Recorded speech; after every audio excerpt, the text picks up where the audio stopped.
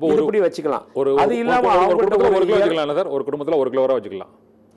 1 kilo இல்ல, வச்சுக்கலாம். குடும்பம்ன்றது எத்தனை பேர் இருக்காங்கன்றத பொறுத்து. சரி, ஒரு திருமணமான பண்ணா 500 கிராம் 500 கிராம் வச்சுக்கலாம். என்ன 500 கிராம் 1/2 கிலோ. ஆமா. ஒரு திருமணமான பண்ணா 1/2 கிலோ வச்சுக்கலாம். ஆமா, 2 பையன் இல்ல, ஒரு குடும்பத்துல 2 பசங்க, ஆண் பிள்ளைகள் 2 பேர் அப்பா அம்மா இருக்காங்கன்னா அம்மாக்கு 500 கிராம், மீதி 3 பேர் ஆண் மகன்கள் இல்லையா, அவங்களுக்கு சேர்த்து 300 கிராம், அப்போ 800 கிராம் வச்சுக்கலாம். ஓ, இதுல ஒரு பெரிய ஆண்களுக்கு ஒரு பாகுபாடு. 2 பேர் ஆண்கள் 100 கிராம் தானே, அது என்ன சார்? ஆமா.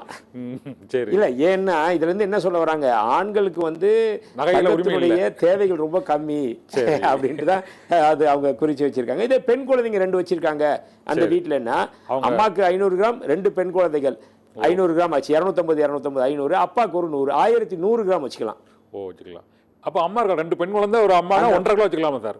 இன்னும் 500 1.5 100 வச்சுக்கலாம். இல்ல, பெண் குழந்தை கல்யாணம் ஆயாச்சுனால பெண் அடுத்த வீட்டுக்கு போயிடுவா, அப்ப அங்க போயிடும்.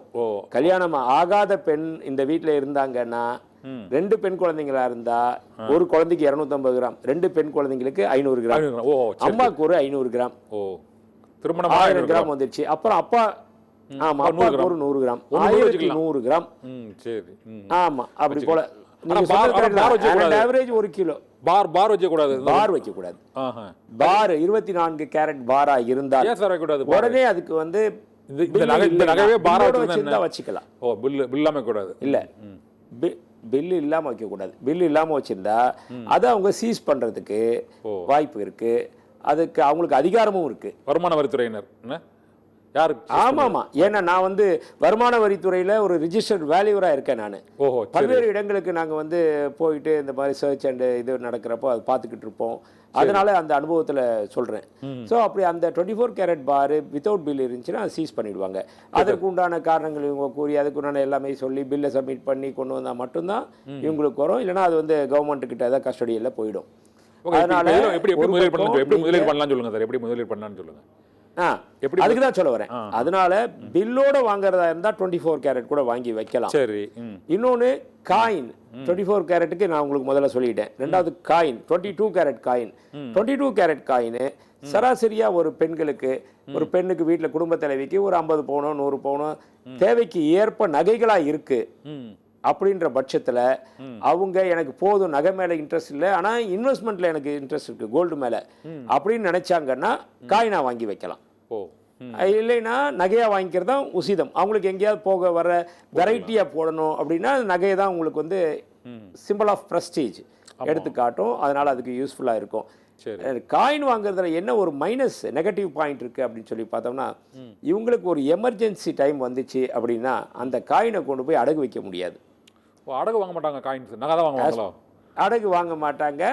As per RBI, Reserve Bank of இந்தியாவுடைய திட்டங்களுக்கு பார்த்தீங்கன்னா ஆபரணத்தை தான் கொண்டு போய் வங்கியில் அடமானம் வைக்கலாமே தவிர காயின் உருவுல இருக்கிற அதை அக்செப்ட் பண்ண மாட்டாங்க எந்த பேங்க். எங்க தான் சார் விக்கிறது காயின்ஸ்? எப்படி விக்கிறது? அப்படினா அடிச்சு நகையா பண்ணி தான் வைக்க முடியுமா? இல்ல காயினை என்ன பண்ணலாம்னா அதுக்கு இன்னொரு வழி, மாற்று வழி கூட இருக்கு. காயினை வாங்கி வச்சுட்டு நீங்க அடுத்து வேற ஏதாவது ஜுவல்ஸ் எடுக்கிறப்ப மாத்தினீங்கன்னா அன்னைக்கு விலை என்னவோ அந்த ரேட் போகும். அப்படி இல்ல நீங்க வச்சுக்கிட்டே இருக்கீங்க, அதை விற்கணும் அப்படின்னா கூட விற்கலாம். காயினை அடகு தான் வைக்க முடியாது. நீங்க போய் எந்த நகை கடையில் வேணாலும் கொடுத்தீங்கன்னா அந்த பியூரிட்டிக்கு தகுந்த மாதிரி அந்த நகையை அந்த காயினை வித்துட்டு அவங்க என்ன பண்ணுவாங்க, 2 அல்லது 3% கழிச்சிட்டு அதை கேஷாக கொடுப்பாங்க, வாங்கிக்கலாம். அதையும் மீறி சில பேர் புத்திசாலித்தனமா இதை நான் அடமானமும் வைக்கணும் அப்படின்னு அவங்க பிரியப்பட்டாங்கன்னா இன்னொரு விஷயம் இருக்கு. அதை சராசரி சாமானிய மக்கள் தெரிஞ்சுக்குங்க. அந்த காயினை வாங்கிட்டு மேலே ஒரு வளையம், இப்போ ஒரு காயின் ஒரு 40 கிராமுக்கு காயின் வச்சிருக்காங்கன்னு வைங்களேன், அது மேல ஒரு வளையம் திக்கா ஒரு 2 கிராமுக்கு ஒரு வளையம் அதுல மேல போட்டு ஹூக்கு போட்டாச்சுன்னா அது தாலி காயின் ஆயிடும். ஓ, டாலர் ஆயிடும். சரி. கால் காசு டாலர் ஆயிடும். ஓ, சரி. டாலரை வைக்கலாம்.